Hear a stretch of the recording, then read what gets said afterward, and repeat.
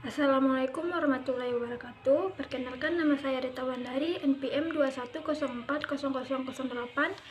Baiklah, hari ini saya akan menjelaskan materi tentang konsep geologi, geomorfologi, dan klimatologi dalam konteks bencana.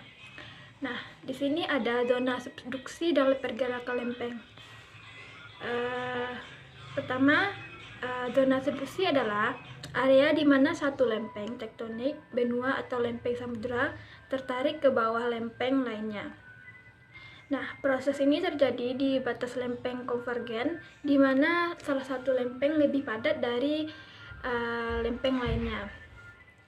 Zona subduksi ini seringkali menjadi penyebab letusan Gunung Merapi.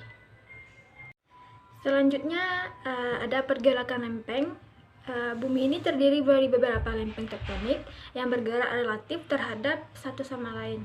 Pergerakan lempeng ini menciptakan tekanan yang dapat mengakibatkan gempa bumi, letusan Gunung Merapi, dan pembentukan gunung. Oke, next slide. Ring of Fire. Sering kita sebut juga dengan cincin api Pasifik.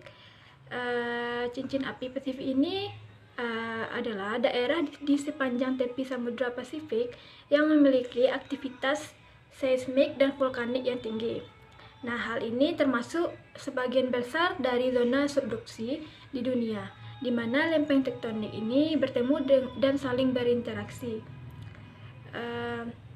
Nah, aktivitas geologis intens sering menyebabkan gempa bumi. Oke, slide selanjutnya ada degradasi lahan. Degradasi lahan ini adalah proses di mana lahan kehilangan kemampuannya untuk mendukung fungsi ekologisnya karena aktivitas manusia atau perubahan alami yang ekstrem. Hal ini termasuk deforestasi, erosi tanah, dan degradasi ekosistem. Selanjutnya ada perubahan iklim. Perubahan iklim adalah perubahan jangka panjang dalam pola cuaca rata-rata atau distribusi statistik di atas jangka waktu yang signifikan yang bisa berasal dari faktor alami ataupun faktor aktivitas manusia. Perubahan iklim ini dapat mempengaruhi frekuensi dan intensitas bencana alam seperti badai tropis, banjir, dan kekeringan. Oke, lanjut. Kita masuk kepada materi dominasi bencana di Indonesia. Nah, di sini ada hubungan bencana. Di sini ada hubungan gempa bumi dan letusan Gunung Merapi. Nah, hubungannya yaitu terjadi di zona subduksi dan daerah dengan aktivitas tektonik tinggi seperti cincin api. Gempa bumi ini dapat menyebabkan kerusakan struktural yang besar, sedangkan letusan gunung berapi dapat menghasilkan aliran piroklastik, lahar, dan tsunami. Nah, hubungan gempa bumi, banjir, dan longsor. Nah, dipengaruhi oleh degradasi lahan seperti deforestasi yang memburuk, erosi tanah, dan aliran air yang tidak terkendali.